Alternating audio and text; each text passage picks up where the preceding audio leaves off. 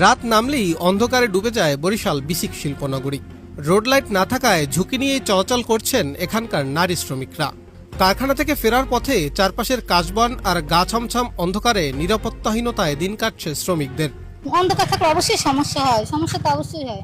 আবার যখন দেখা গেছে অল্প মানুষ যখন ছুটি হয় তখন একটা ভয় না রাস্তাঘাটে, পুরো রোডের মধ্যে একটা লাইটও নাই। আইফোন সহ সকল মোবাইলের সমস্যার সমাধান রয়েছে বরিশাল মিরাজ টেলিকমে। এক্ষেত্রে লাইটগুলো যদি দেয় অবশ্যই আমাদের জন্য ভালো হয়। আমি এখন দাঁড়িয়ে রয়েছি বরিশাল বিসিক শিল্পনগরীতে। একদিকে আলোহীন ল্যাম্পপোস্ট, অপরদিকে গ্যাস সংযোগের অভাবে বিসিকে খালি পড়ে রয়েছে প্রায় 30 একরেরও বেশি জায়গা, যেই জায়গায় এখন গড়ে উঠেছে কাশবন। আর এই কাশবন ঘিরে প্রতিদিন রাত নামলেই সংঘটিত হচ্ছে নানা ধরনের অপরাধ। স্থানীয়রা বলছেন, আলো এবং নিরাপত্তার ব্যবস্থা না করা হলে অতি দ্রুত সময়ের মধ্যে অপরাধের স্বর্গরাজ্যে পরিণত হতে পারে বিসিক শিল্পনগরী।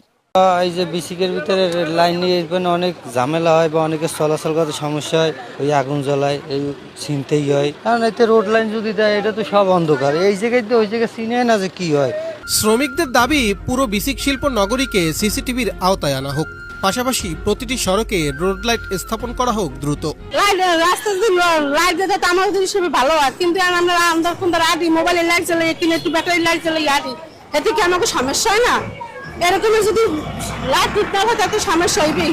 বিসিকের ভিতরে সবই হচ্ছে শিল্প কারখানা, মিল ফ্যাক্টরি, ওখানে মা বোনেরা সবাই কাজ করে। এবং এটা শিল্প এলাকা, এটা তো অবশ্যই সিকিউরিটি এবং কি লাইট আলো তো অবশ্যই লাগে। আমাদের সমস্যা হয়েছে রোড লাইন না থাকার কারণে। আমাদের দেখা যাচ্ছে যে বিভিন্ন রকমের মেয়েদের কর্মচারীরা আছে, ওই রোড লাইন না থাকলে বিভিন্ন রকমের মোবাইল হাইজ্যাক হয় এবং ছেলেরা অনেক সময় উৎপাত করে, অনেক ঝামেলা করে। কিন্তু রোড লাইটটা না থাকার কারণে আমাদের খুব সমস্যা হয়ে যাচ্ছে। তবে রোড লাইটের দায়িত্ব নিতে দফায় দফায় চলছে দোষারোপ। বিসিক কর্তৃপক্ষ বলছে এলাকাটি সিটি কর্পোরেশনের আওতায়, তাই দায়িত্ব তাদের। অন্যদিকে সিটি কর্পোরেশনের দাবি বিসিক শিল্পনগরীতে তাদের কোনো কাজই নেই। আমরা সিটি কর্পোরেশন যে কাজগুলো করি সেটা হলো কারো ঘরের ভিতরে আমরা ঢুকি না, আমরা ঘরের বাইরে। আমরা বিসিকের আশেপাশে যে রাস্তা আছে, রাস্তার ভিতরে যে রোড লাইট আছে, এই লাইটগুলো আমাদের। কিন্তু বিসিকের ভিতরে যে রাস্তা এবং তার ভিতরে যে লাইটিংয়ের ব্যবস্থা, এটা তাদের, এটা আমাদের সিটি কর্পোরেশনের ভিতরে এখনো পড়ে না। আমাদের লাইটিং বা সিসি ক্যামেরা বা সার্বিক বিষয়টা কিভাবে আমরা আরও বেশি ডেভেলপ করতে পারি, যাতে মালিকরা তাদের উৎপাদন কার্যক্রম সুষ্ঠুভাবে করতে পারে, তার জন্য আমরা প্রধান কার্যালয়ে একটা চাহিদা দিয়ে পাঠিয়েছি যে এই করা যেতে পারে।